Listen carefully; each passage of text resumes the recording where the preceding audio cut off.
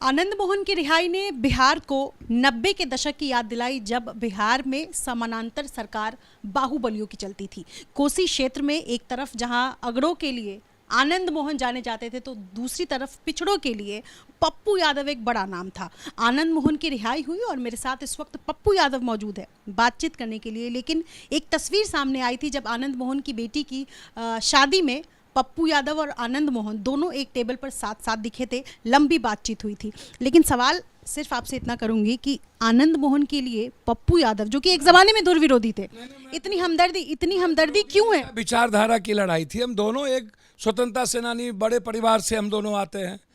Complete रूप से कभी सामाजिक न्याय के व्यवस्था पर दो धुरी हो सकते हैं हम लोग। एक तरफ समाज में जो वंचित कमजोर तबके के लोग थे, एक तरफ जो उस वक्त कर्पूरी ठाकुर जी के बाद जो नारा लगती थी, जगदेव बाबू के बाद अब की बारी भादों में, गोरी कलाई कादों में, ये आरक्षण कहाँ से आई, कर्पूरी की माँ भी आई, ये सब जो चीज़ें लगातार आरक्षण को लेके, जबकि 3% ऊंची जात के महिलाओं को आरक्षण मिली थी, तो इन सब लेकर के बाद में जब सरकार बनी लालू यादव जी की, उसी में तो आनंद मोहन जी MLA थे, चंद्रशेखर जी और अन्य ग्रुप से MLA थे।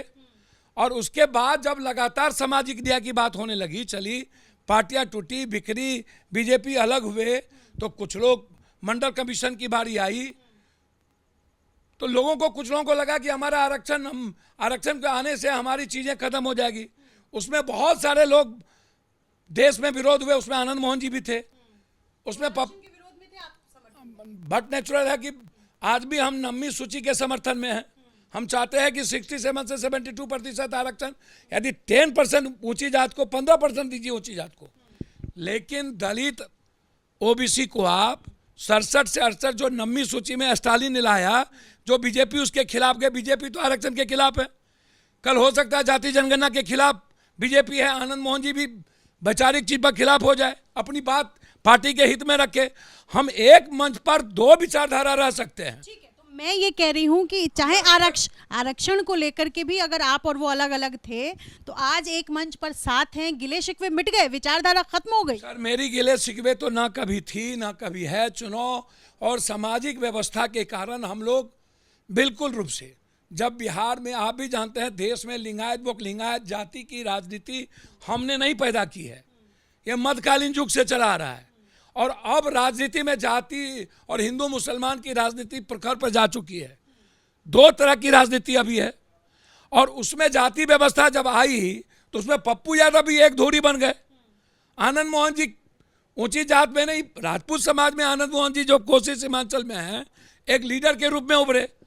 और आज हमारी हमदर्दी का क्या बात है? हम तो कानून 16 साल के सजा के बाद जो बात आई, हम उस तर्क में बात रखे हैं। जेल से निकलना आप समर्थन करते हैं? भैया, हमको तो लगता है कि हम कानून का समर्थन करेंगे कि आनंद मोहन जी का, और हमारी हमदर्दी का क्या लेना देना। हमदर्दी आप गिरिराज से पूछिए कि बलि का बकरा बना दिया गया। हमदर्दी आप चौबे जी से पूछिए, आनंद मोहन जी के बारे में क्या बोले। रूडी ने कहा स्वागत करते हैं, सुशील मोदी ने कहा स्वागत करते हैं, आनंद मोहन को रिहा करो। सब बीजेपी के साथ, अटल जी, अडवाणी जी और नीतीश कुमार के साथ बीपीपा चुनाव लड़ी थी। आनंद मोहन जी की पत्नी बीजेपी के साथ लड़ी थी। बीजेपी को सबसे ज्यादा अच्छा आनंद मोहन जी, और आनंद मोहन जी को बीजेपी लगता था उस वक्त। आज आनंद मोहन जी के खिलाफ बैक दरवाजे से क्यों, सामने आके हिम्मत क्यों नहीं होती है बीजेपी को बोलने की? औकात है, बोले। बीजेपी पर मैं आऊंगी, लेकिन सवाल यह है कि जब आप एक टेबल पर बैठे, बातचीत हुई, और आज आप समर्थन भी कर रहे हैं कि वो जेल से बाहर निकले हैं, रिहाई हुई है, तो अब क्या तस्वीर जो आएगी वो ये आएगी कि एक मंच पर आप दोनों साथ होंगे 2024 के लिहाज से देखा जाए? मैं जब सजा हुई थी ना, तब भी मैंने कहा था कि ये सरकमस्टांसेस सजा की, इतनी सजा की नहीं थी।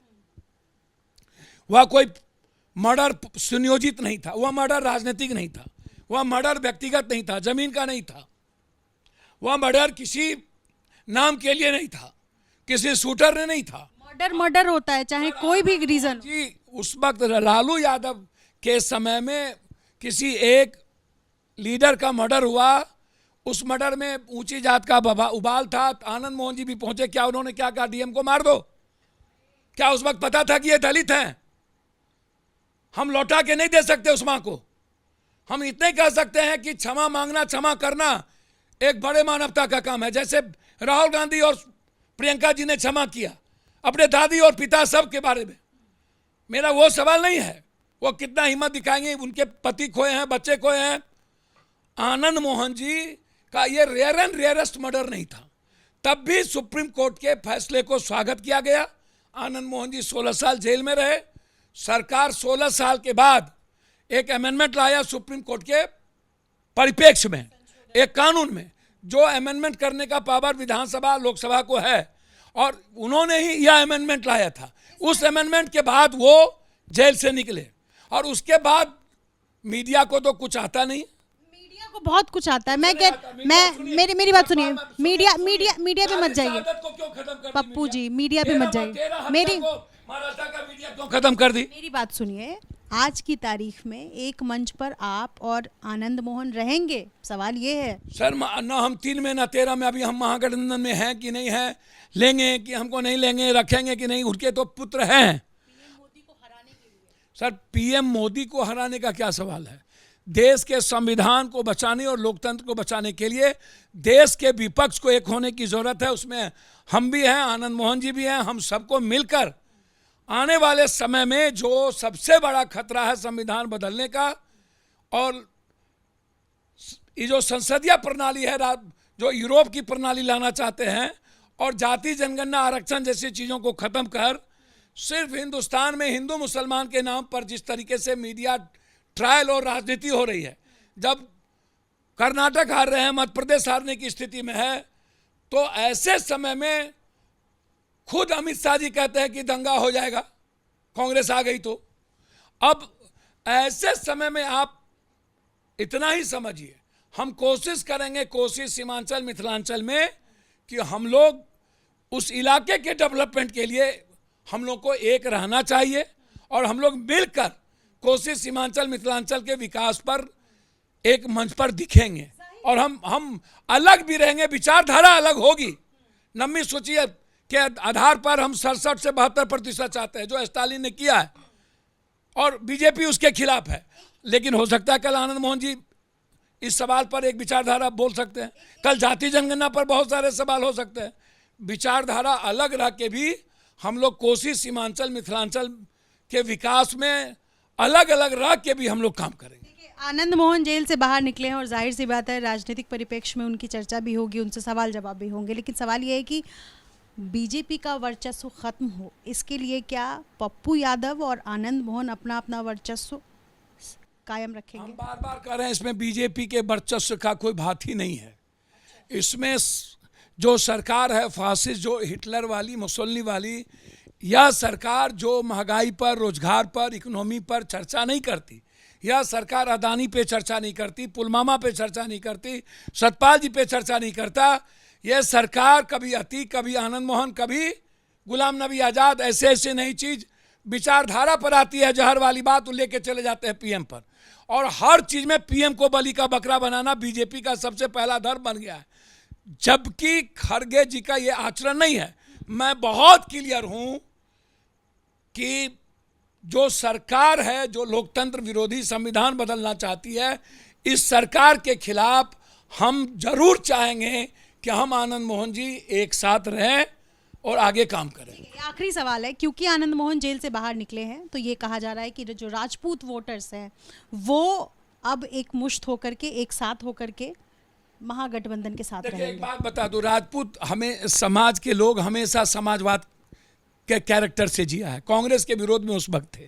चंद्रशेखर सिंह, बीपी सिंह के प्राइम मिनिस्टर बनने के बाद आरक्षण को बीपी सिंह ने लाया। अंबेडकर साहब की विचारधारा को किसी ने धरातल पर उतारा तो वो बीपी सिंह थे। बीपी सिंह राजपूत समाज से भी चले गए और ओबीसी भी उसको याद नहीं करती है, दलित भी याद नहीं करता, एक अलग बात है। लेकिन जब बीजेपी की सरकार बनी, राजनाथ सिंह जी और कई लोगों को तवज्जो मिला, जबकि अर्जुन सिंह और उस समय के कांग्रेस में जितना तवज्जो मिला थी किसी को नहीं मिला। राजपूत समाज के लोग बीजेपी के साथ जुड़ना हुआ। लेकिन अभी तत्काल में जोगी के कारण राजपूत समाज के लोग लगभग बीजेपी के साथ हैं।